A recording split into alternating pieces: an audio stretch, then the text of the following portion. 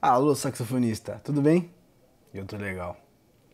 Eu sou o Thiago Oliveira, editor aqui do canal do Pablo Ribeiro, e no Desmistificando de hoje o assunto é simples, objetivo. Eu sou o Thiago Oliveira, editor aqui do canal do Pablo Ribeiro, e esse é o Desmistificando Sax. Bom, o assunto de hoje é simples, objetivo.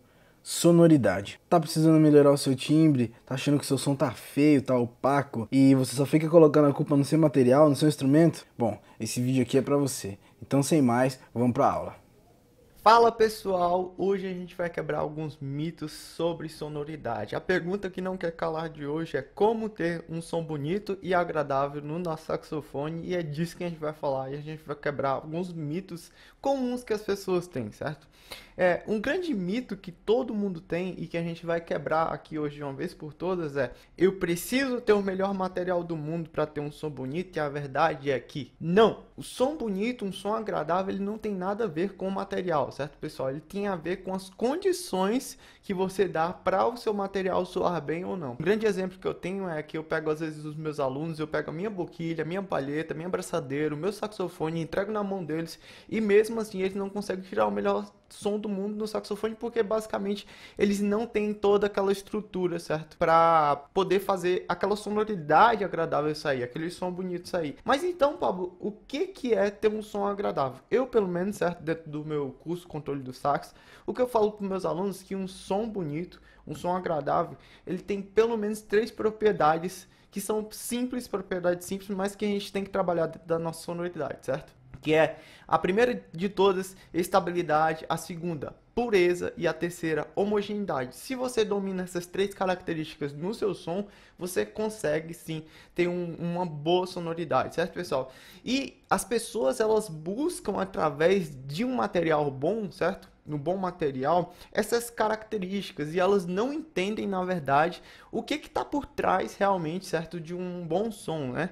Por exemplo, na estabilidade. A estabilidade é a forma que você sopra com a sua coluna de ar e a frequência, certo? É ela que diz ou não se o seu som vai ter variações, vai ter algum trêmulo, enfim, algum parasita ali no meio, certo?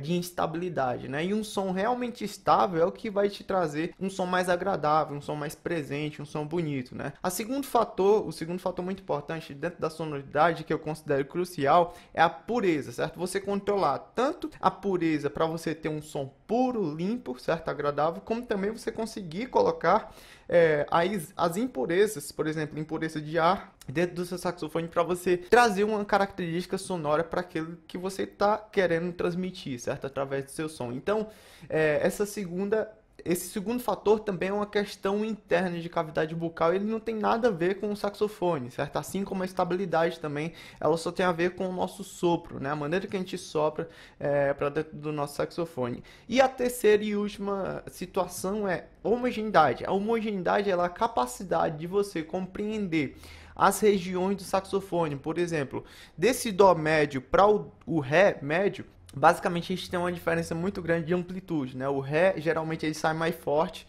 e o dó ele é um pouco mais apagado, certo? E aí a gente tem que aprender a compensar com o nosso sopro, com a cavidade bucal, essa falta de projeção, certo? E também uma questão timbrística, né? A cavidade bucal ela é responsável por dar um determinado timbre, mais escuro ou mais brilhante, dependendo da maneira que você coloca, certo? A sua cavidade bucal. Então, basicamente, todos esses elementos, eles não dependem do seu material, eles dependem de uma compensação interna que vem de você. Por isso que, enfim, os meus alunos, quando pegam meu saxofone, por mais que o meu material seja top de linha, eles não conseguem tirar a melhor, enfim, sonoridade, porque eles não têm resolvido isso internamente dentro deles. Claro que, futuramente, se você tem todo esse controle sobre o seu instrumento, ter um instrumento melhor vai te ajudar? Sim, ele vai te ajudar e muito, certo? Mas o que as pessoas não fazem, certo? E que elas pecam é realmente em se resolver internamente primeiro, e elas ficam buscando, enfim, em busca do material perfeito para resolver os problemas dela, quando na verdade o problema é interno e não no saxofone, né? Então, basicamente, sobre a questão desse mito aí, se é preciso ter um bom material ou não para ter um som bonito, é que na verdade você pode sim ter um som bonito com o material que você tem, só basta você saber controlar aquilo que vai sair para dentro do seu instrumento, né? Outra coisa também que a galera fala muito aí é sobre o estudo de nota longa, né? Estudar nota longa vai me dar um som bonito, e a verdade é que Não necessariamente, certo? Vou explicar melhor porque não necessariamente. Porque basicamente o que as pessoas fazem atualmente é sentar na cadeira, certo? E tocar uma nota longa sem nenhum objetivo por trás dela. Somente o objetivo que elas têm é de melhorar o som. Mas beleza, melhorar o som é muito subjetivo. A questão de propriedade sonora, né? O que exatamente que eu tenho que melhorar no meu som? O que comumente eu vejo é as pessoas praticamente sentando na cadeira, toca ali a nota longa, nem sabe o que tem que melhorar no som, e aí, enfim, isso não traz resultado nenhum, né? E o grande mito é que estudar só nota longa, certo? Se você pensar só em estudar nota longa, isso não vai te trazer som bonito nenhum, certo? Isso só vai fazer com que você perca o seu tempo ali em relação àquele estudo. Agora, como que a gente deve estudar uma nota longa, certo? E trazer essa, enfim, essa característica de adquirir qualidade sonora, né? Pensando nas três qualidades do som. A gente lembra que a primeira qualidade é o quê? Estabilidade. A segunda é o quê? Pureza. A terceira é o quê? Homogeneidade. E quando a gente trabalha isso dentro da nota longa, eu quero meu som mais estável, eu quero o som mais puro, eu quero o som mais homogêneo, certo? Quando a gente trabalha essas características sonoras, na nossa nota longa, a gente começa a ter um espírito de pesquisa por trás. A gente está buscando algo, a gente não só está ali tocando uma nota longa e esperando que um milagre venha e aconteça algo no nosso som que vai melhorar. Não, quando a gente busca, a gente sabe o que a gente quer chegar, é como se a gente conseguisse chegar naquele ponto, certo? A gente tivesse um GPS, um passo a passo, né? Algo que realmente fosse fazer diferença na nossa sonoridade. Agora, só estudar nota longa por estudar não traz resultado nenhum. Agora, uma última questão e o mito que eu quero quebrar aqui juntamente com vocês, certo? A gente viu que só estudar nota longa não adianta, né? É que tem muita gente que acha que, por exemplo, para ter o som parecido com o saxofonista X ou Y, né? Eu só tenho que comprar um material igual ao dele. E o que eu quero falar para vocês aqui, pessoal, é que isso varia muito de pessoa para pessoa, certo? Por exemplo, se você compra um material, sei lá, do que o Kennedy usava, ou que o Michael Breck usava, ou que, sei lá, o material que o Charlie Parker usava, certo? Se você compra esse material, muito provavelmente você não vai ter a mesma resposta sonora. Sabe por quê? Porque basicamente a cavidade bucal, certo? Ela é responsável muitas vezes por a questão timbrística que vai sair dentro do seu saxofone. O lábio, certo?